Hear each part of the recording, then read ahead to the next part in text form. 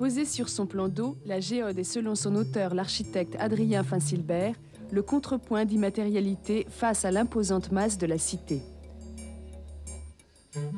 Elle est constituée de deux structures n'ayant aucune liaison mécanique.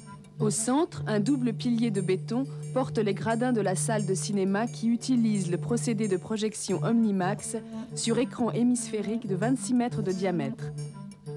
La forme de l'écran a engendré celle de l'enveloppe miroitante de la géode.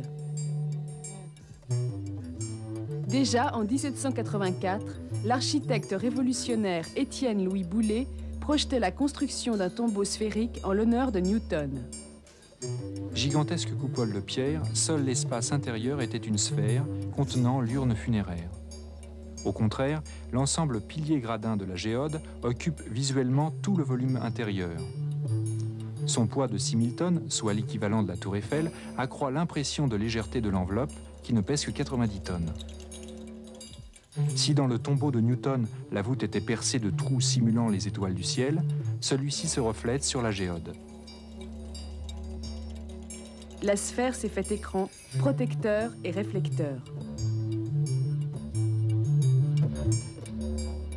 En 1984, l'ingénieur Gérard Chamaillou, autrement dit le sculpteur Félix, prend le pari de réaliser la plus grande sphère miroir jamais construite.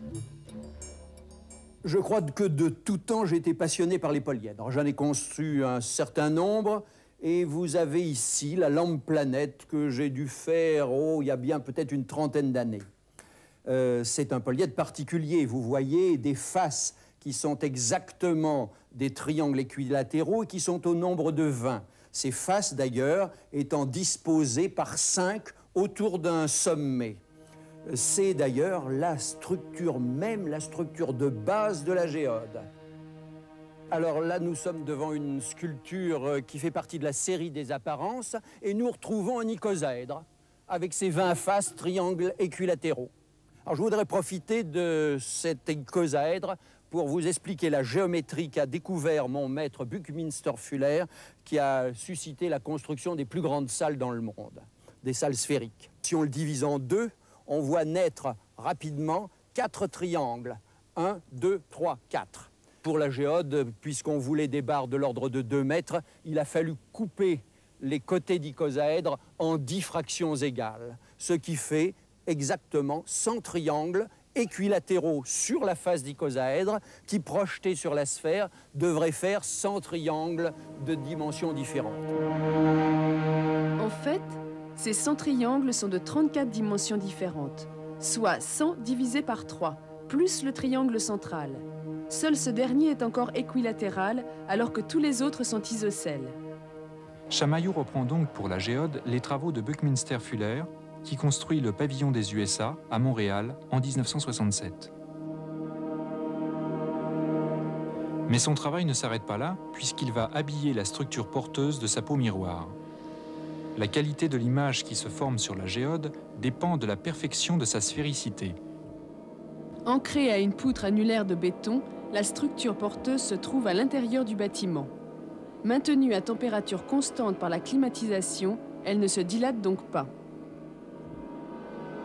Les 2600 barres d'acier qui la composent sont assemblées par le procédé anneau de Saturne. La précision de la géode est extraordinaire, de l'ordre du millimètre pour un diamètre de 36 mètres. Par rapport aux constructions sphériques existantes, l'innovation majeure de la géode réside dans la séparation des fonctions. Structure porteuse, isolation, étanchéité, structure secondaire, les 6433 triangles inox ne jouant qu'un rôle décoratif.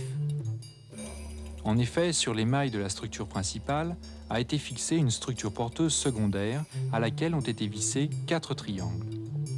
Recouvrant des mailles de 34 dimensions différentes, les triangles sont de 136 dimensions possibles. La face exposée au soleil est toujours plus chaude que celle à l'ombre. Le procédé mosaïque autorise la libre dilatation des triangles sur la structure secondaire, évitant ainsi les distorsions de l'image. Alors cette sculpture s'appelle Mystos, elle est faite en tôle d'acier inoxydable, c'est d'ailleurs une des tôles de la géode, et elle permet de mieux comprendre les problèmes liés au miroir, à ses déformations et aux déformations des images qui sont considérables en fonction de la déformation de la tôle. l'emboutissage des plaques de la géode a posé un problème très difficile. Ça a d'ailleurs été une première, puisque si vous voulez, il fallait les galber très très légèrement avec juste 6 mm au centre. Et étant donné la rigidité, la nervosité liée à l'acier inoxydable, il a fallu galber sur un outil dont le rayon était 4,50 m pour que progressivement ces tôles, par élasticité, retrouvent tout simplement leur galbe léger de 6 mm. Alors, le polissage de la géode a posé aussi un problème très complexe et qui a été lui aussi une première. Car sur le prototype, nous nous sommes aperçus que certaines plaques apparaissaient beaucoup plus sombres que d'autres. Et le problème d'ailleurs, j'allais dire, m'a tourmenté pendant longtemps pour comprendre le phénomène. Et je pense qu'il s'agit simplement d'un phénomène de polarisation de la lumière. Alors on a dû donc polir chacune des plaques de la géode horizontalement. Ce qui a multiplié par 3 le nombre de types de plaques. Et on est arrivé ainsi à 406 plaques différentes pour créer l'enveloppe totale de la géode sur les 7000 plaques qui la composent. Émetteur-récepteur d'images au cœur du parc de la Villette, la géode est un monument spectacle au dehors et spectacle monumental à l'intérieur. Elle renoue par le biais de la technique avec la tradition des monuments de dimension cosmique.